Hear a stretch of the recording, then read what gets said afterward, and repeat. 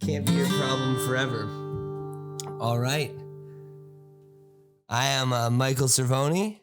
I'm a folk blues singer, whatever you want to call me is cool with me. And this is a new old one called Paradise Lost and Found, or alternatively, the State Street Blues.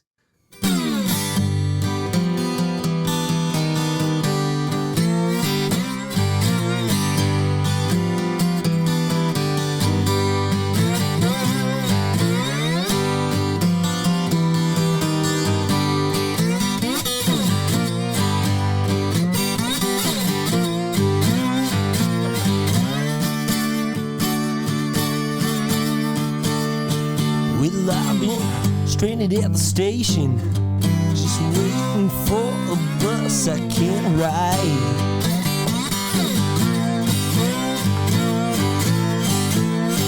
I tried to buy me a ticket, but my credit card, it got declined.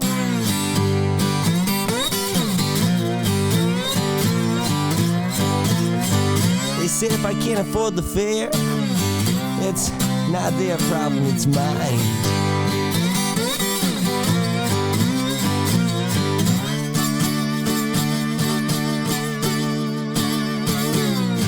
If I make it to salvation, tell me where there'll be a job for me.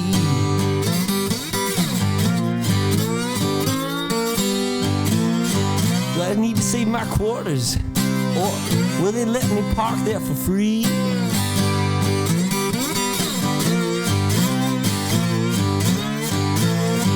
If I reach salvation, mama, tell me what's gonna happen to poor me.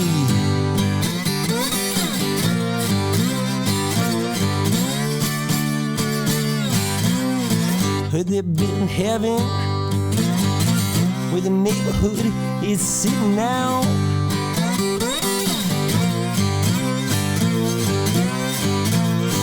Property value's going up, man, and that crime rate, it's going down.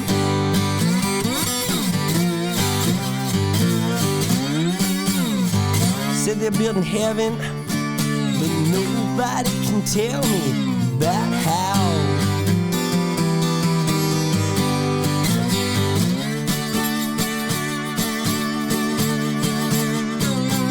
I see entrepreneurs and their lawyers where the alley cats, they used to sleep.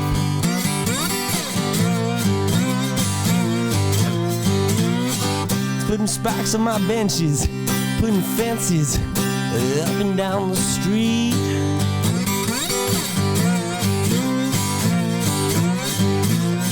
They said they're cleaning up the city, but they ain't done nothing for poor me.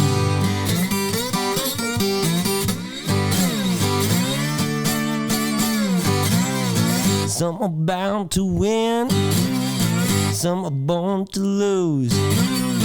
Some of us might get to stay, but the rest of us gotta move. They don't care if it's fair, man, because that for sale sign's already been hung.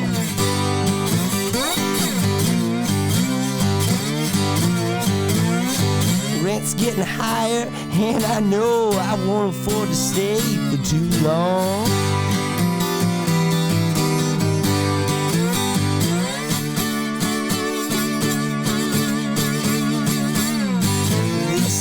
They're building heaven, and where the neighborhood's sitting right now.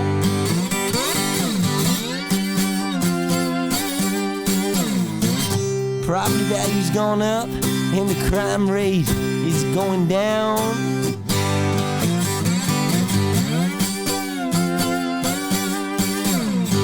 Said they're building heaven, but nobody would tell me nothing about how.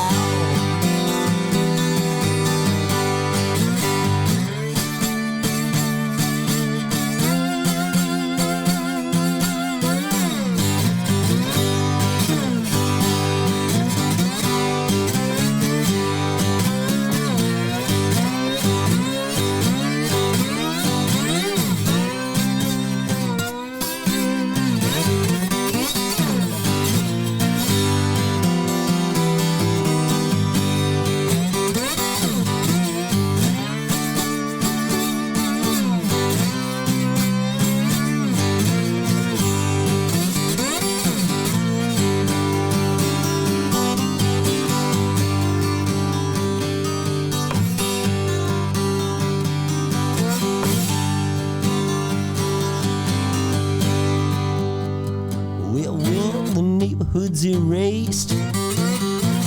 Won't do nothing to change.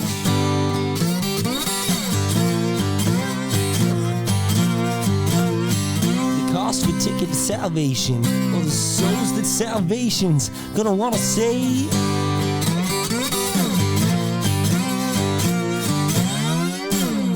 They said they're building heaven, but they ain't got room for me to stay.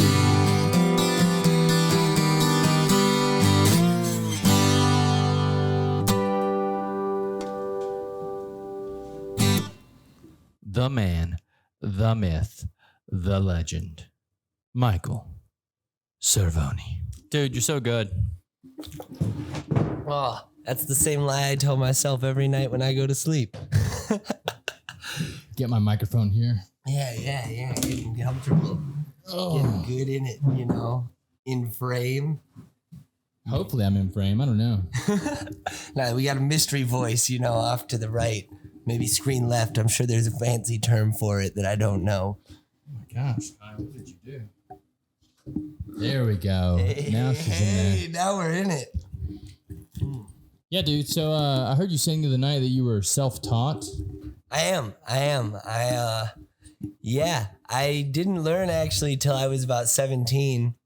And I was driving down the road with a girl getting stoned. I'm from Minnesota originally, and we were on our way to Minneapolis. I can't remember to do what. I would imagine it was something along the lines of going to a cafe or something, that wasn't in our little town. And I heard Whole Lot of Love on the radio, Led Zeppelin song. And I think I looked at her and was like, can we stop at Guitar Center on the way there? Would that be okay? I want to do that, man. And that's how you started playing? Yeah. So I got a guitar and then I hopped on YouTube and looked up some videos. That's awesome. And from there, I just, it started off like Led Zeppelin and the Stones, that kind of stuff. And I worked backwards, to Jerry Lee Lewis, Robert Johnson, Muddy Waters, and then forward to Jack White and guys like that. It's so amazing because I see you guys playing all the time and I'm like, it's impossible. It's like crazy for me to think that someone can learn how to do the things that you're doing just by just playing all the time, I guess. Yeah, honestly, like I just learned every single song I possibly could. Right. And I is that when then you started making your own after that? Yeah. So it was probably like a year. That first year, I became very obsessed with guitar.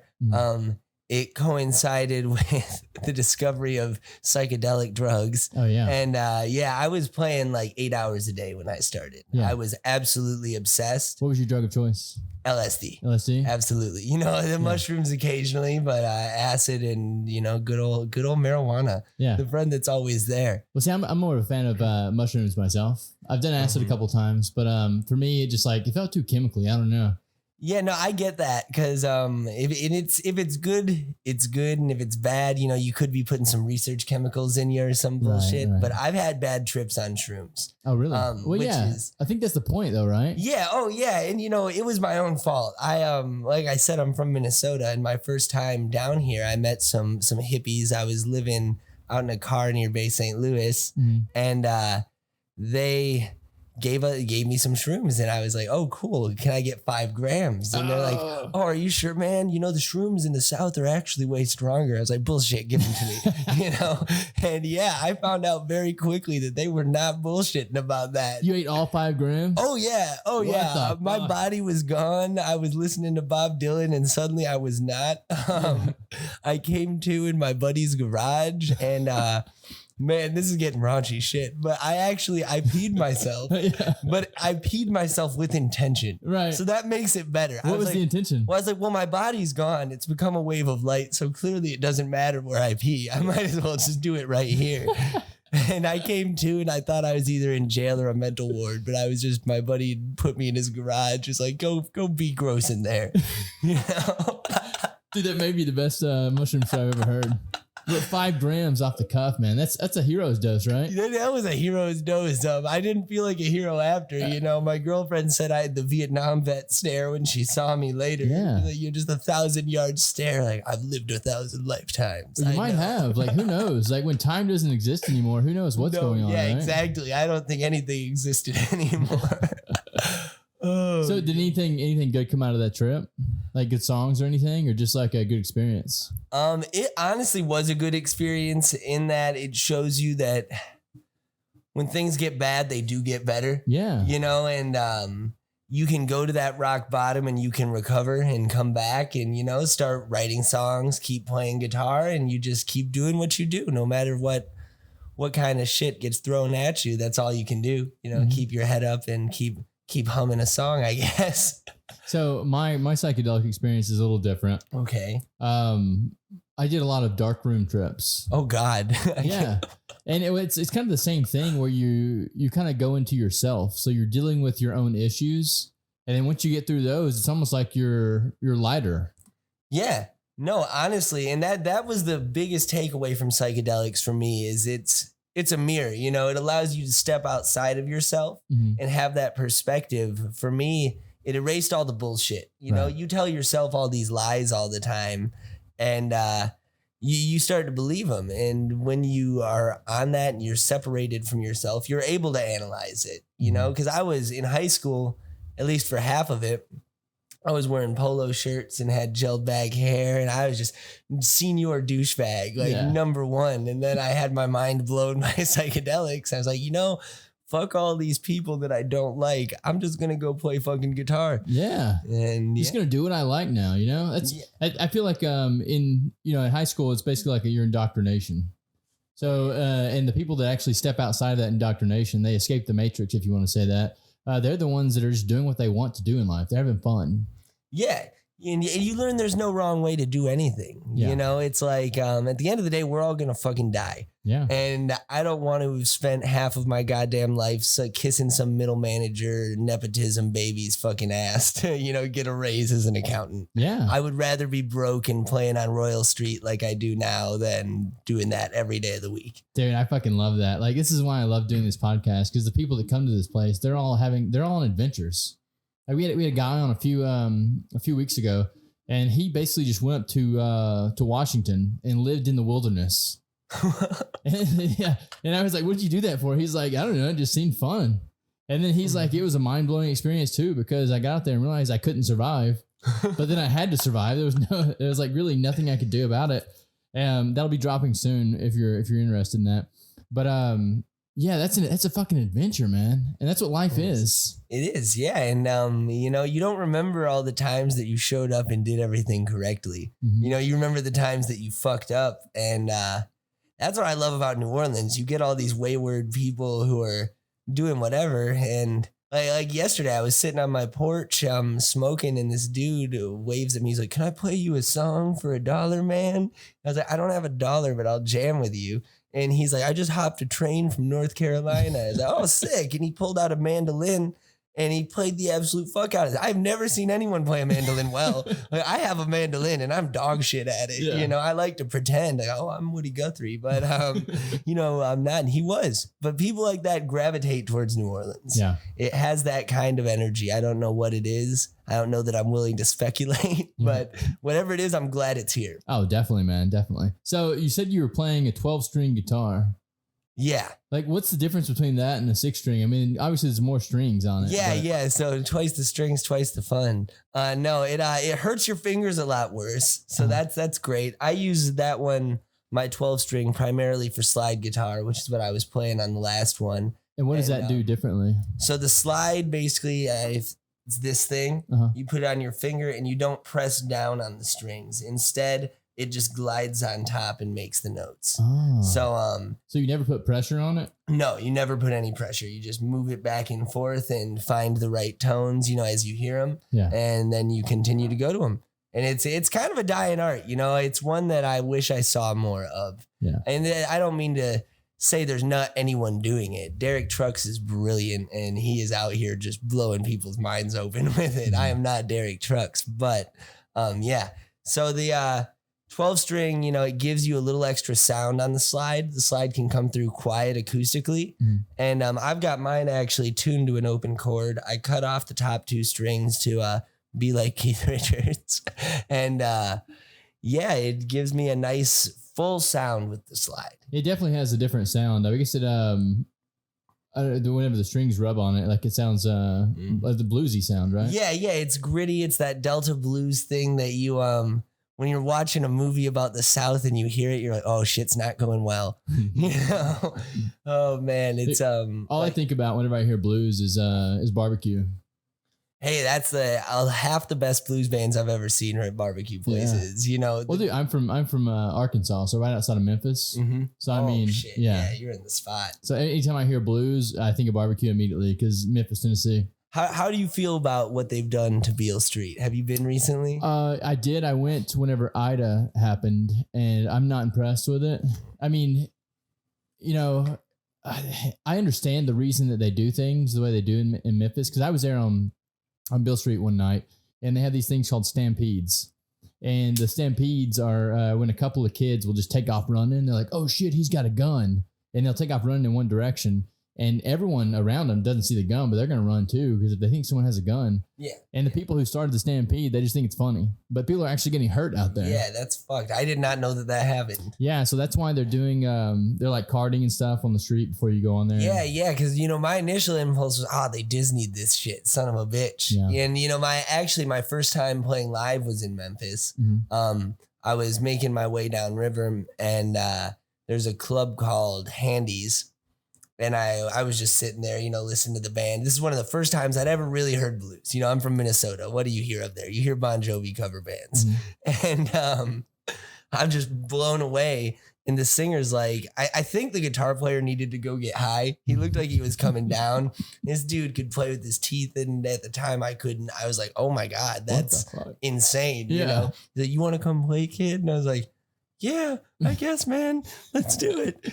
But it ended up being awesome. Jerry Lee Lewis was one of my formative musical heroes, and it turned out he owned that bar. So I was able to get his autograph and meet a bunch of people, and it was a great time. But I went back more recently, and I was disappointed. Yeah, But I guess if no one's being stampeded, that might be a win. Yeah, and there's no telling what else there was. That was just one of the times I was there. So that's some of the riffraff that I saw when I was in Memphis. But I love the city. Memphis is amazing. It's a great city. So making your way down river, what was... Well, Minneapolis is on the Mississippi River. So you were just coming down to New Orleans. So basically, yeah, I got really into the album Highway 61 Revisited, Bob Dylan, which travels... he called it that because it travels from the town he was born in, Duluth, Minnesota, down to New Orleans. It goes through the Mississippi Delta, through Memphis. It hits, every great musical spot in America. Yeah. And I was like, shit, I want to do that. And honestly, the real impetus, you know who Robert Johnson is? No. So he's like the founding father of the blues. And the legend goes that he was terrible. He's like trying to get good, couldn't do much. And he sold his soul to the devil at the Crossroads in Clarksdale, Mississippi. And, then suddenly he's an amazing guitar player and writer and everything. And he does a bunch of great songs. And the devil came to collect when he was 27. So he was the first ever member of the 27 Club in 1938, I think. Yeah. And I wanted to go to the Crossroads. Yeah. So I told my friend, this is another mushroom story. That's why he's so good, everyone. Yeah. Okay. How old are you? 24. Oh shit, he's got a few 24. Years. But I got 3 years left, So if the devil is out there, if you're listening to this, please, I'll cut a deal. I'm in, man. I'm fucking poor and hungry. Feed me, man. But no, me and a buddy did a bunch of mushrooms, and I was like, let's go to Memphis, man, and let's go see the Crossroads. So we fucking drove down. We got to Memphis, and it was 3 a.m. We didn't plan. Time didn't exist. Mm-hmm. So after that, we let's go to New Orleans.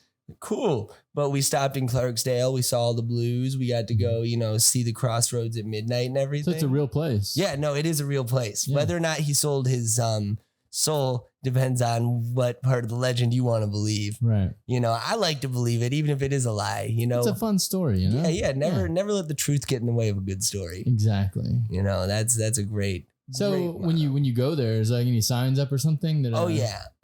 So there's a Clarksdale is probably 45 minutes south of Memphis, in the Delta, and it's the intersection of Highway 61 and 49, and they've got a whole.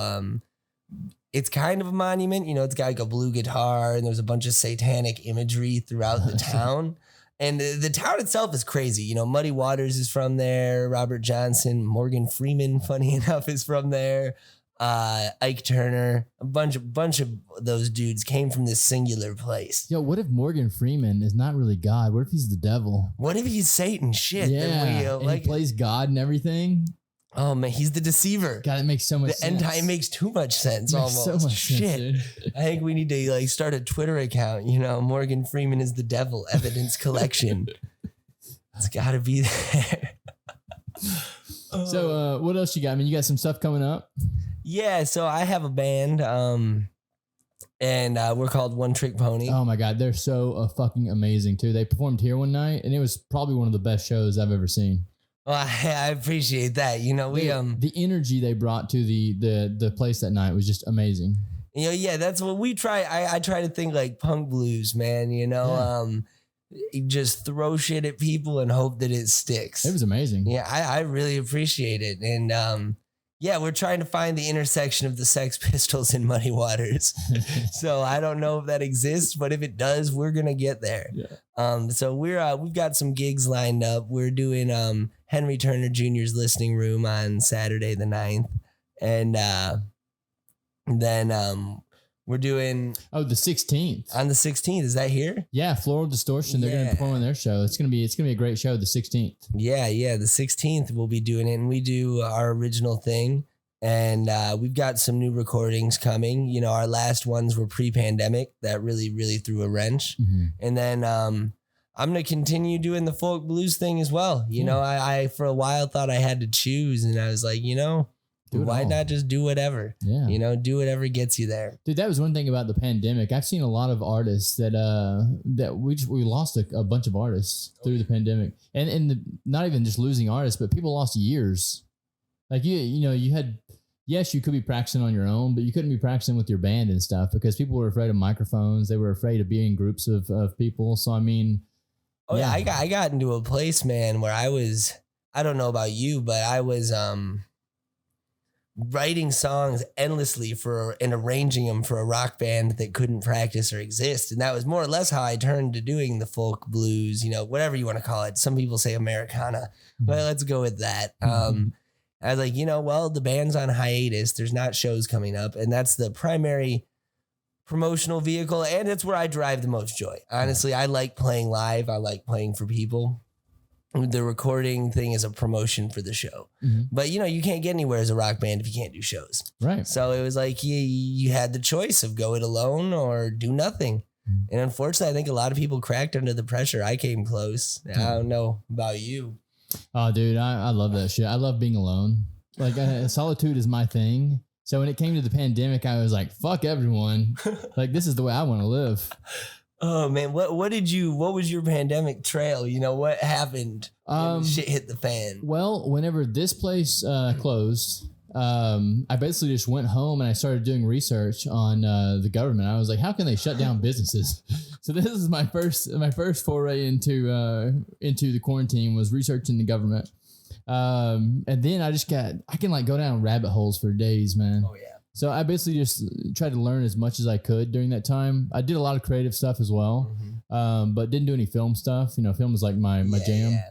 I couldn't really do any of that, but just a lot of research, really. Yeah, I watched as many things as I could on Netflix and stuff. But I got in the same place. I love documentaries and I love to learn. You know, and it could be anything. It could be learning about the intricacies of Napoleon's government or cave diving. I got really into cave diving, spelunking, as some have called it, and it is dope. If y'all want to like see some awesome pictures, cave diving, just look it up. It's awesome. So I've seen some of the cave diving stuff. That shit terrifies the fuck out of me. It's horrifying. I would never in a million fucking years do that. It's like it's scarier to me than going to space on Jeff Bezos's penis rocket. Yeah. Which I wouldn't do either. Fuck that. You know, someone's gonna go wrong, and when it does, it's not gonna be a rich guy who's killed in the fucking explosion. So I am totally good. So I saw one of these people the other day. They were trying to get in this little hole to go in one of these caves. And when they got their head to the spot, they couldn't get their head through because their helmet was on. So they had to take their fucking helmet off to go through the hole, then put their helmet back on. Nope. No, I was like, what if this thing fills with water? Like, who knows what's going to happen? Yeah, and like what possesses one to do that? You know, they're just, I guess it's probably the same thing as playing guitar, you know? There's something in them that tells them climb as low as you can in these caves. God, I guess, man. Because what do you find? They're not looking for gold or anything, you know? They're literally just like, yeah, I explore caves. Dude, I'm a firm believer that humans are fucking insane. Oh, yeah, we're weird as shit. Yeah. And especially when you think about the fact that we're just evolved fucking primates, you know, like hitting my little fucking noise machine and making sounds that I think are cool. Yeah. Yeah, that's all anything is, you know. We're even writing, we're just kids playing with fucking sticks in the sand, drawing shapes that we think make sense. Yeah. And they don't, you know, nothing does. We attribute sense to chaos to feel comfort. This is why psychedelics are great, because they actually open you up to that fact. Like a lot of people out here that are still just living in this matrix, they're living like a fake life. Yeah. But like when you actually start to realize that we're literally just fucking monkeys that are playing on guitars and stuff. Yeah. No, for real. And, you know, the beauty of chaos, when you realize that life is meaningless, that means you can choose what to invest meaning in. Yeah. You know, you can be like, okay, yeah, this does mean something because it means something to me. It maybe doesn't actually mean anything, but it means something to me. It makes me feel good or whatever it may be, you know? And that's the perfect place to end this on. So he's going to play us a couple more songs on the way out. But Michael, yeah, it's been a treat today, dude, talking to you. It's been a pleasure. And hopefully we get together and we do this again. We fucking get some shows together. Hell yeah. Remember, on the 16th, everyone come check them out. 16th, One Trick Pony, the rock and roll machine. At One Trick Pony 37 on social media. Also on Spotify and stuff, I guess. I don't know. I'm not good at plugging stuff, but that's my plug. We're on Apple and Spotify and whatever streaming service strikes your fancy.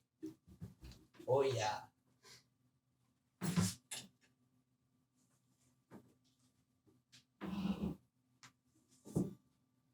All right, we got a little guitar switch.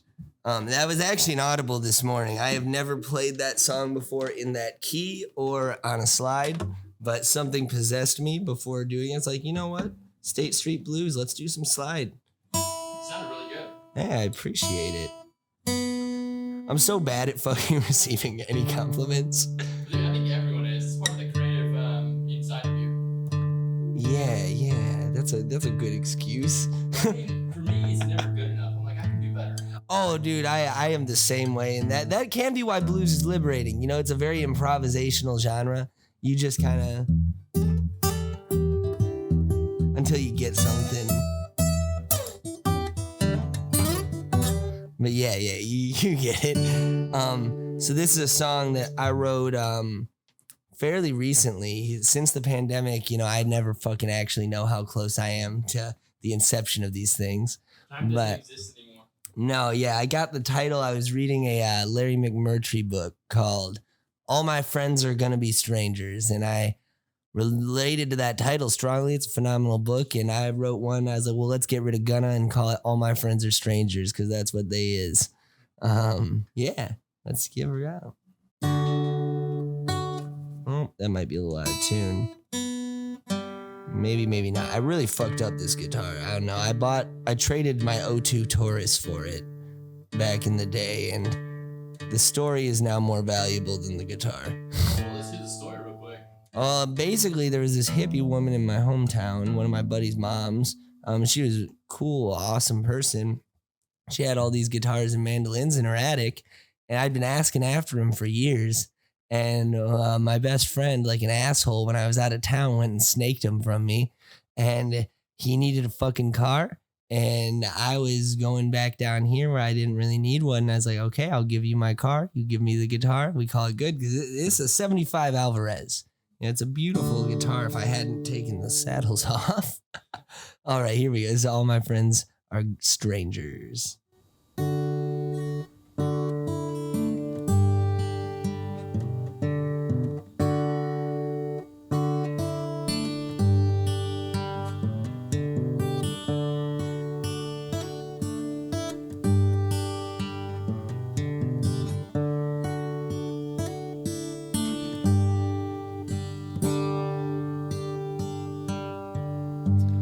Well, please tell me about your day, so I can't forget about mine.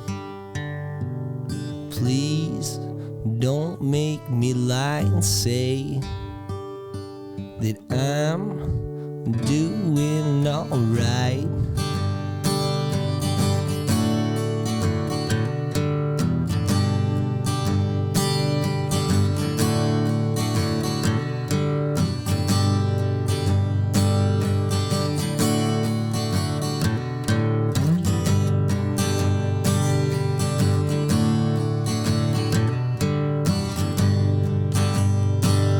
We'll stare at the ceiling or stare at the wall. I stare at a blank screen with no one to call and ask what they're up to before they can lie. Make an excuse before whispering goodbye. Well, all of my friends are strangers on TVs and cellular phones, but hearing you talk like you're there next to me makes me feel like I'm not alone. Well, let's have a chat about politics and acquaintances I used to know. Tell me old stories just one more time. I know we've both got to go. Well, I walked through the graveyard where we used to play, just a traveler searching for somewhere to stay. Oh, why do I try when I think of what was? I feel like a child finding out about Santa Claus. Well, all of my friends are strangers on TVs and cellular phones, but hearing you talk like you're there next to me makes me feel like I'm not alone.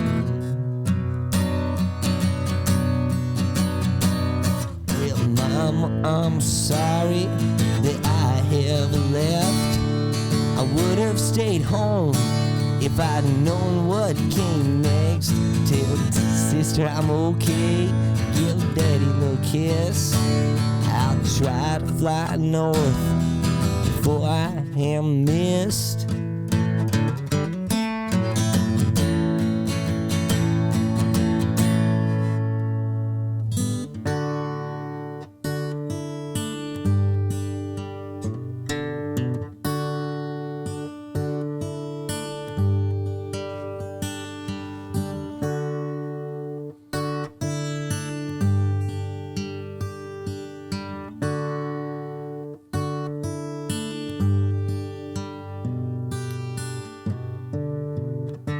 Well, please try and remember me, 'cause I'm no longer there. Please call me every once in a while, 'cause I just need to know there's someone who cares. Well, all of my friends are strangers on TVs and cellular phones, but hearing you talk like you're there next to me makes me feel like I'm not alone. Wow. Dude, you wrote that? Oh yeah, That's so freaking good. you dug it. I appreciate it. Oh my god, dude. I So appreciate. relevant for our time. Yeah, you know, it felt at the time, you know, being about 24, 25 is when your friends do start to go away, and you couple that with the pandemic, you know, and that isolation becomes very real. And originally, actually, I wrote it. I was watching Stephen Colbert because it felt I don't know if you relate to this, but during the pandemic, there was definitely a time where it felt like those were my friends. You know, watching Trevor Noah and Stephen Colbert made me feel, okay, there's someone out there, I guess. They can't hear me. They can just make jokes about left-wing politics that I laugh at. But hey, you know, it is something. Should we do one more? Yeah. All right. Let's see. This is gonna be. I gotta decide. Okay, I'm gonna give you 2 titles, and you tell me which one you will like. We got Cinderella Again and On the Way to Mexico. Let me get Cinderella again. All right, cool. We're gonna do this one up then.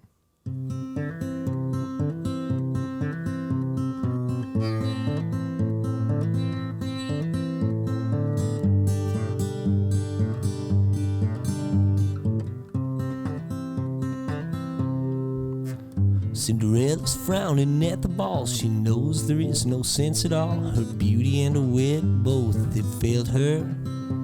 She thinks there's nothing that she can do. As a storybook, it comes unglued. Its pages blow away without an answer. But darling, don't you know that someone loves you so? And darling, can you see, or are you blind? And darling, do you care that the world, it waits for you? Even though I ain't yours and you ain't mine. Once midnight sends a prince away, there are no words that she can say. No wand could change the way that things will go in. With fate no longer forged in steel, Cindy sits upon the wheel, knowing everything that is worth knowing. But darling, don't you know that someone loves you so? And darling, can you see, or are you blind? And darling, do you care that the world, it waits for you? Even though I ain't yours and you ain't mine. In the world cold and alone, Cindy holds the telephone, praying for something more to save her. Faced with fire outside her head, its flames consume all that was said by any fool who was dressed up like a savior. But darling, don't you know that someone loves you so? And darling, can't you see, or are you blind? And darling, do you care that the world, it waits for you? Even though I ain't yours and you ain't mine.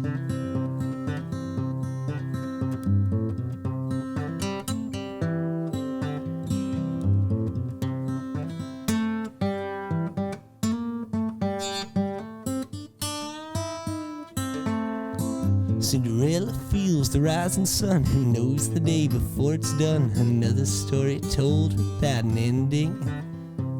Well, Cindy looks into the mirror and sees the guilt trapped in her tears and knows there's no more point in her pretending.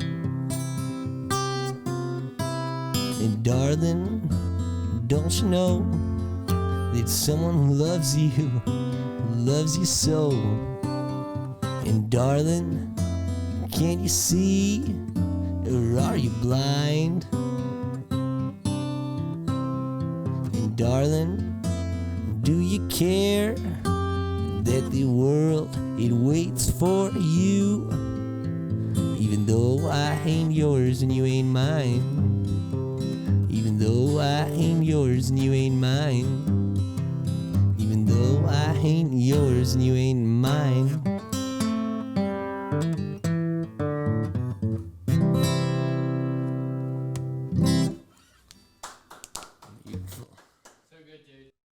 One last time, do you have anything you want to say?